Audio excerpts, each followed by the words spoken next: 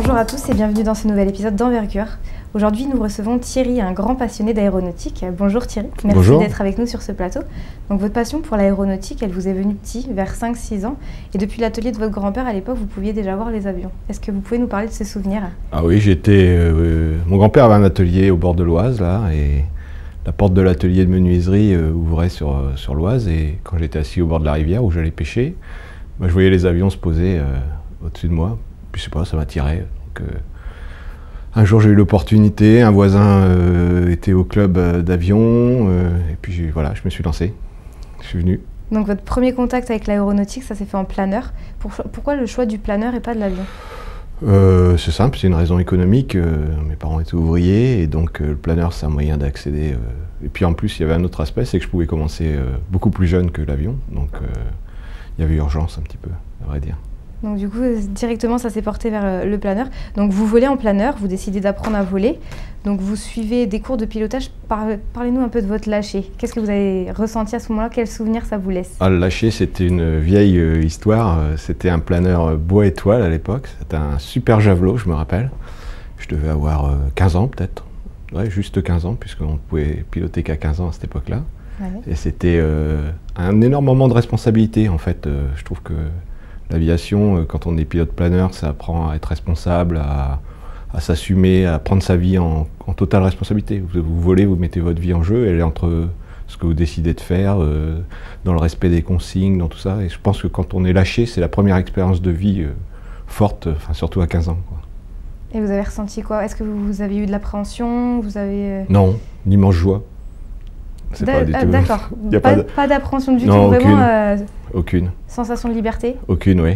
Quand on a 15 ans et qu'on s'affranchit et qu'on prend sa vie en main, c'est une sensation de liberté, il n'y en a pas de plus grande. Et ça, c'est un moment qui vous restera gravé à vie? Oui, enfin gravé, oui, puisque ça me revient, oui, j'en avais pas parlé depuis très longtemps. Oui. Et ça reste, oui, je me souviens de mon premier vol, je me souviens de se lâcher, je me souviens très bien. Alors vous abandonnez quelques années le pilotage pour vous consacrer à votre vie privée, mais au fond vous avez plus l'envie de voyager que l'envie de posséder des machines. Qu'est-ce qui vous a décidé à voyager lorsque vous avez repris votre activité de pilote? J'ai repris mon activité de planeur un jour par hasard. Oui. Je suis venu au terrain, j'ai retrouvé des amis d'enfance, ils m'ont dit allez on fait un tour. La semaine d'après j'étais réinscrit. Et puis après j'ai eu l'opportunité d'acheter un planeur qui avait un moteur. Et puis un jour je lisais un magazine où j'ai vu qu'il y avait un imbécile qui était parti de Paris jusqu'à Ouarzazate avec un planeur. Je n'avais pas identifié que c'était un champion. Et je me suis dit, je vais faire pareil. Voilà, puis en 10 ou 15 jours, je organisais le truc et je suis parti. Voilà, ça s'est fait comme ça. Donc vous avez fait un Compiègne-Ouarzazate. Oui. Et comment on peut aller aussi loin en planeur? Avec la même technique que les cigognes ou les oiseaux migrateurs. Ils vont très loin en utilisant exactement les mêmes techniques. Sauf qu'eux, ils ont un moteur qui est les ailes qui se mettent à battre quand il n'y a plus d'ascendance. Moi, je ressortais le moteur et je remontais, puis j'allais un peu plus loin, puis je reprenais les ascendances, et puis ainsi de suite, quoi.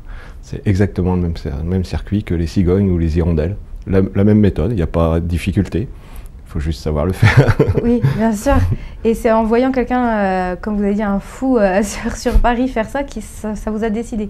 Vous avez mis combien de temps à réfléchir pour réfléchir à faire ce voyage? Décider 10 jours, 3 semaines peut-être. 3 semaines maximum, vous avez dit ça y est, je pars, je fais Compiègne-Ouarzazate et... Oui, voilà. C'est pas plus dur, il faut pas beaucoup de temps pour décider, vous savez, des choses, ça va vite. Une fois qu'on a décidé, puis que tout est prêt, que l'infrastructure est prête, bon après il fallait acheter les cartes, il fallait faire des choses comme ça, des gestes techniques. C'est beaucoup de travail avant. Beaucoup. Enfin, pas beaucoup de préparation. Non, très peu. À vrai dire, assez peu. Il faut juste avoir l'équipement. De toute façon, je peux rien emmener, donc déjà. Ça règle ça réglait beaucoup de questions. Il y avait très peu d'affaires. Un savon pour laver les affaires et se laver soi-même. Une carte bleue, ça prend pas de place. Un PC pour préparer les vols, et puis c'est tout. Vous l'avez effectué quand ce voyage? Parce que j'en ai fait plusieurs en fait. Donc celui-là, j'avais fait le premier, c'était en 2005. D'accord. Et vous avez mis combien de temps pour y aller? Combien d'heures de vol? Des heures de vol, j'en sais rien. Les journées, je volais 5 à 6 heures par jour. Ouais. Et il m'a fallu 5 jours pour y aller. Puis après, il m'est arrivé plein d'aventures. Je Je pense que l'interview ne suffirait pas. Vous pouvez nous en citer une ou deux? Je me suis posé devant un Airbus sur un aéroport international. Mais bon, là, je pourrais expliquer pour les tas de raisons pour lesquelles je me suis retrouvé coincé une semaine au Maroc parce que je n'avais pas d'autorisation pour rentrer sur le territoire. Mon moteur avait des dératés au-dessus du Maroc, donc il a fallu le remettre. Il ne démarrait pas tout de suite. Alors, quand le planeur avait le moteur sorti, bah, il tombait un peu comme une pierre. Donc là, j'ai fait ce que doit faire tout pilote. Bah, on ne pense pas, on applique la procédure. Voilà, puis on redémarre. Le moteur est reparti, tant bien que mal, là, comme ça. Et puis là, je me suis dit que j'avais atteint mes limites. J'ai pas atteint Ouarzazate. J'ai fait demi-tour avant. Enfin, j'étais pas loin, j'étais à 200 km. Mais je me suis dit là que j'avais atteint mes limites de compétences, les limites de ce que je pouvais faire avec cette machine, etc. Bah, en aéronautique, il faut toujours s'arrêter avant du point où on ne peut pas aller plus loin. C'est-à-dire qu'il y a un moment où on perd le contrôle. Donc, là, j'ai estimé que j'avais plus le contrôle. Et puis au passage, ma radio a été cramée, donc j'avais une radio de portable où je parlais comme ça. C'était aussi... j'avais eu tellement d'incidents qu'il fallait que je fasse demi-tour. Voilà. Pas que ma vie était en danger pour l'instant, mais je sentais que si j'allais plus loin, j'allais la mettre en danger. Donc j'ai fait demi-tour. Voilà, tout à fait raisonnablement. Donc l'aéronautique, c'est aussi une leçon de vie quand même. Ah oui, plein d'autres choses. C'est plein de leçons de vie, plein de moments extraordinaires. Justement, en parlant des voyages. Oui. Donc ça a commencé, votre premier voyage, c'était quand, en 2003? Voyage aérien en planeur aussi loin, non, oui, je pense que c'était 2005, 2006. Et après, je suis parti, j'en ai fait plein d'autres. En Espagne, j'étais en Italie, j'ai été en Hongrie avec mon planeur. Alors, à chaque fois, c'était des aventures toujours, puis des rencontres. Parce que vous aimez les défis? Non, j'aime vivre tout simplement. C'est pas. Vous ne considérez pas ça comme un défi de partir Non, je fais ça parce que j'en ai envie et que je sais que je sais le faire, donc je le fais. Voilà, non, c'est pas. On vit pas pour se faire des défis. C'est pas comme ça que je considère la vie. J'y vais pas pour me faire peur ou pour faire le truc. C'est parce que j'essaye de remplir ma vie, tout simplement. Et vous avez voyagé, vous avez traversé quel pays, pardon?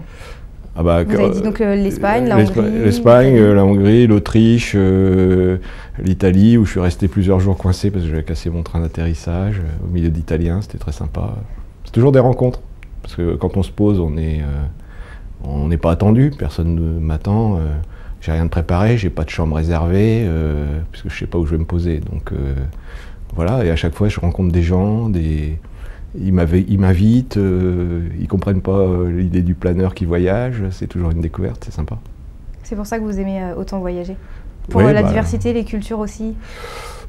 La diversité des cultures, non, c'est pas non plus je pense que les gens sont des gens et ce que j'aime c'est la curiosité par rapport à ce que je fais, et puis je me rendais bien compte que ça les faisait voyager. Oui. Ils avaient tous, sur tous les terrains du monde, terrain aéronautique, il y a des voyageurs dans l'âme. Alors il y en a qui font que des tours autour du terrain, mais ils rêvent toujours de voyager. Et quand vous arrivez avec votre planeur, alors là, vous êtes le super voyageur de l'espace qui va repartir, le lendemain il repart, il va vers d'autres horizons auxquels ils ne vont jamais. Et sur plein de terrains du monde, c'est comme ça. Que des voyageurs, il y en a qui ne voyagent pas, mais ils sont là, ils tournent. Vous nous avez parlé également, lors de la préparation de l'émission, du voyage intérieur que représente pour vous le voyage en planeur. Est-ce que vous pouvez nous expliquer? Oui, alors j'ai un peu ressenti ça en Espagne. Je partais un jour du sud de Madrid, là, un terrain qui s'appelle Ocaña, et je descendais vers l'Andalousie. Et j'ai décollé, à un moment il y avait des orages tout le long de ma route sur la droite, là, je longeais les cumulonimbus. Ma route était dégagée, il n'y avait a priori pas de souci, et j'entendais personne à la radio, personne ne savait d'où j'étais parti, j'avais prévenu personne, j'avais rien dit à personne. J'ai coupé la radio, je me suis dit, bah voilà, t'es tout seul, t'es soustrait aux yeux du monde, personne ne sait où tu es, personne ne sait ce que tu fais. Voilà, j'étais au milieu de paysages fantastiques. C'était un vrai moment, et se soustraire au regard des autres, c'est une vraie expérience intérieure. Enfin, j'ai trouvé ça. Et puis des fois je parlais à mon planeur, enfin comme tous les gens, les grands solitaires, comme les marins, je suppose au fond en mer, ceux qui font le tour du monde, un peu ça, quoi. Ils se retrouvent tout seuls, et se soustraire au regard des autres, c'est une vraie expérience. Donc vous avez également traversé l'Atlantique pour aller voler en Argentine. Comment ça s'est fait l'accueil là-bas, sur place? Oh bah c'était assez simple, j'ai traversé l'Atlantique mais pas avec mon avion, avec un avion de ligne, et l'accueil c'était assez sympa. J'ai commencé par Buenos Aires. La veille je dansais le tango, prenais des cours de tango parce que je m'étais fixé le défi de danser un tango à Buenos Aires. Et puis après j'étais en Patagonie, et là j'ai retrouvé des amis suisses, et un gars avec qui je vole régulièrement maintenant. Et on a passé 3 semaines ensemble, on a fait des vols extraordinaires à 7-8 000 mètres d'altitude, 1300 km dans la journée. Survoler la Patagonie, c'est des paysages fantastiques. Pas de terrain pour se poser. Si jamais on arrivait le moteur redémarrait pas du planeur, c'est un planeur aussi qui a un moteur. De toute façon, c'est impossible de voler avec un planeur pur là-bas. C'est ce qu'on se disait, on se retrouvait au milieu des forêts de Patagonie, si on avait la chance de survivre, et c'était pas des forêts comme en Europe avec des chemins, etc. 0 chemin, pas de route, et même rentrer et sortir de la forêt, entre chaque village il y avait 80 ou 100 km. Ça vous a vraiment changé. Ah oui, c'est le bout du monde. Là j'étais au bout du monde, ouais, au bout du monde. Pour finir, j'ai une dernière question. Là, si tout de suite après l'émission vous pouviez partir quelque part avec votre planeur, en un mot, ça serait où? J'ai un vieux fantasme, je ne sais pas si j'y arriverai. J'ai déjà regardé la route sur la carte, c'est aller en Chine. Voilà. Je sais qu'en ce moment, partir d'ici et aller en Chine. Donc le mot de la fin, ce serait la Chine. Oui, passer derrière l'Himalaya, ça doit être quand même assez fantastique. Je sais qu'en ce moment, il y en a qui y sont, et ça me fait très envie. Merci Thierry en tout cas d'avoir répondu à toutes nos questions. Cette émission d'envergure est maintenant terminée. Vous pouvez retrouver toutes nos vidéos sur rtv.fr. Quant à moi, je vous dis à très bientôt pour un nouvel épisode d'Envergure.